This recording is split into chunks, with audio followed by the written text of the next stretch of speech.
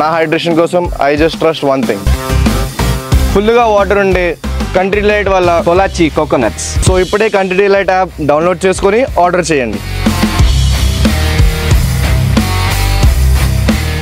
Sir, Pakistan ఉరి మీద జరిగిన దాడి కానీ, పుల్వామా మీద జరిగిన దాడి కానీ, ఆ సమయంలో ఇలాంటి పరిస్థితి ఈ స్థాయి వరకు రాలేదు.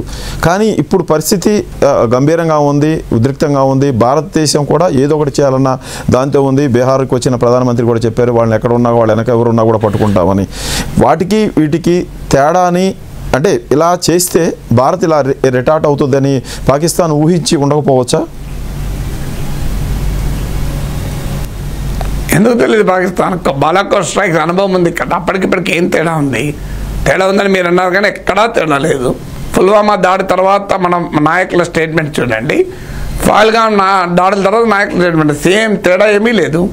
అప్పుడు cabinet committee and security meet అయింది, అప్పుడు అఖిలపక్ష మీటింగ్లు జరిగాయి, అప్పుడు భారత ప్రభుత్వానికి మద్దతు ఇచ్చారు. సేమ్ థింగ్, ఎప్పుడైనా ఒకటే, పహల్గామ్ అయినా పుల్వామా అయినా తేడా ఏమీ లేదు. సో అప్పుడైనా సర్జికల్ స్ట్రైక్స్ మొదటిసారి జరిపాం యూరీలో. సర్జికల్ స్ట్రైక్స్ ఏంటంటే మన భూభాగంగా మనం చెప్తున్న పాక్ అక్యుపైడ్ కాశ్మీర్లో జరిగాయి కనుక దాన్ని సర్జికల్ స్ట్రైక్స్ అన్నాం. Surgical strikes is not on Pakistan land, it is on Indian land occupied by Pakistan. మనకు అర్థం కావాల్సిన డిఫరెన్స్ అది. పాక్ భూభాగంలోకి వెళ్ళి సర్జికల్ స్ట్రైక్ జరగలేదు, భారత భూభాగం అయినటువంటి పాక్ ఆక్రమణలో ఉన్న ప్రాంతం పైన జరిగింది. లైన్ ఆఫ్ కంట్రోల్ దాటి మనం అటాక్ చేసాం. Line of control is not border, line of control military position తీసుకున్న ప్లేస్ మాత్రమే. అందువల్ల దాన్ని సర్జికల్ స్ట్రైక్స్ అన్నాం.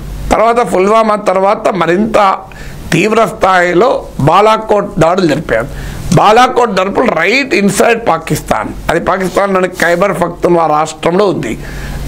సో అక్కడ దాడి చేసాం, కానీ దాడి చేసినప్పుడు మనము ప్రిసిషన్ బాంబింగ్ చేశాం. ప్రిసిషన్ బాంబింగ్ అంటే అక్కడ జరుగుతున్న టెర్రరిస్ట్ క్యాంపు మాత్రమే మనం కొట్టాం. అందుకే దాన్ని ప్రియంప్టివ్ నాన్ మిలిటరీ స్ట్రైక్స్ అన్నాం. యునైటెడ్ నేషన్స్ చార్టర్ కూడా దాన్ని అంగీకరిస్తుంది. అంటే ముందస్తు మిలిటరీయేతర దాడులు. మనం పాక్ మిలిటరీని టార్గెట్ చేయలే ఎక్కడా కూడా. ఇప్పుడు కూడా మనం పాక్ మిలిటరీని టార్గెట్ చేస్తామని భారత ప్రభుత్వం ఎక్కడా చెప్పలేదు. అసలు భారతదేశం ఎక్కడా యుద్ధోన్మాదాన్ని ప్రదర్శించడం లేదు. పాకిస్తాన్ గుమ్మడికాయ దొంగ ఎవరంటే భుజాలు తడుపుకోవడమే కాదు, మొత్తం సర్వ అవయాలు తడుపుకుంటుంది.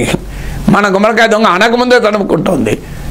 ఇండియాలో ఎవరు ఇండియన్ సోషల్ మీడియాలో మాత్రమే కూర్చొని, సోషల్ మీడియా దేశభక్తి ఉంటుంది, బయటికి రాను కూడా రారు, కథలు కూడా కదలరు. మళ్ళీ ఆర్మీ బార్డర్ దగ్గరికి కాదు, ఇంట్లో బోల్టర్లు పెట్టుకొని పండుకుంటారు చూడండి బెడ్రూమ్లలో. వాళ్ళు సోషల్ మీడియాలో యుద్ధం చేయాల్సిందే, అది చేయాల్సిందే, ఇది చేయాల్సిందే అని మాట్లాడుతున్నారు. ఇదంతా వార్ మాంగరింగ్ అంటారు. కానీ ఇండియన్ గవర్నమెంట్ ఎక్కడ వార్ మాంగరింగ్ ఏం ప్రదర్శించలేదు కదా. సో అందువల్ల సర్జికల్ స్ట్రైక్స్, బాలాకోట్ స్ట్రైక్ జరిగాక పాకిస్తాన్ ఊహించదనుకుంటే పొరపాటు. Pakistan knows very well. Pakistan strategy ఒకటే, ఇలాంటి దాడులు చేసి భారతదేశం పైన మేము చేయలేదని అబద్ధాలు ఆడి మళ్ళీ దానిపైన ఇండియా ప్రతీకారం తీర్చుకుంటే ఒక చూడు మా పైన భారతదేశం దాడి చేసింది అని. సో దొంగ దొంగ అనడం పాకిస్తాన్కి అలవాటు. ఎప్పుడు అదే ప్యాటర్న్, దాడి చేస్తారు మన పైన, మళ్ళీ మేము చేయలేదంటారు, దానికి ప్రూఫ్లు కావాలంటారు, విచారణ ఇండిపెండెంట్ ఇన్వెస్టిగేషన్ కావాలట, ఇంపార్షియల్ ఇన్వెస్టిగేషన్ అట. సో అనే తర్వాత ఇప్పుడు మనం దాడి చేస్తే అయ్యో మా పైన దాడి చేస్తుంటారు. ఇప్పుడు ఆల్రెడీ పాకిస్తాన్ మినిస్టర్ మీరు కోట్ చేశారు చూడండి, 24 నుంచి 36 గంటల్లో భారత్ దాడి చేయాలి ఏమంటాడు, the international community should be alive to the fact that the honours depends on India. అంటే భారతదేశం పైన బాధ్యత ఉందట, అంతర్జాతీయ సమాజం గుర్తించాలట. అంటే ఒకవేళ ఇది ఉద్రిక్త పరిస్థితుల్లో దారితీసి పరిస్థితి చేజారితే దానికి భారతే బాధ్యత వహించాలి. ఎందుకంటే వాడు ఏం తప్పు చేయలేదు, మనమే ఉరికి ఎగురుతున్నామట.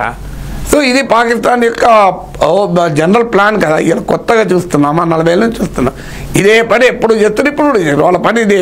పహల్గామ్లో దాడి చేశారు, మాకు సంబంధం లేదన్నారు. ఇప్పుడు మనం ప్రిపేర్ అవుతున్నాం, మాపై దాడి అని మాట్లాడుతున్నారు.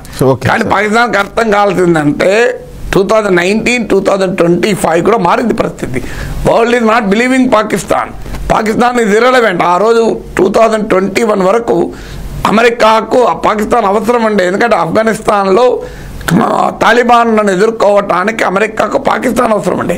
ఇలా అమెరికాకు తాలిబానే మిత్ర సంస్థ అయిపోయింది.